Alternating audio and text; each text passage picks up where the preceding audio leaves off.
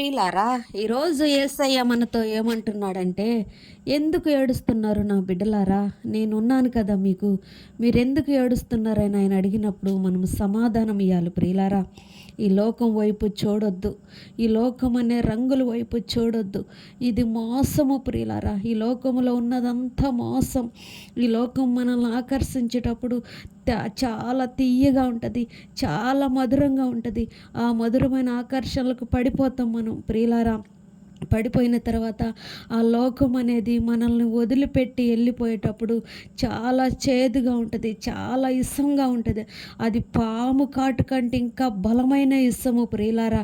నేను లోకము అని మీతో సంబోధిస్తున్న లోకము అనే కాడ మీ మనసులో ఉన్న వ్యక్తి పేరును పెట్టుకోండి, మీకు జీవితం అంటే ఏంటో అర్థమైద్ది.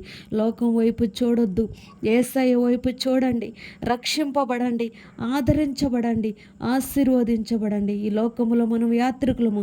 మన యాత్ర ముగిసిన వెంటనే మనం పోయి యేసయ్య సన్నిధిలో ఉండాలి.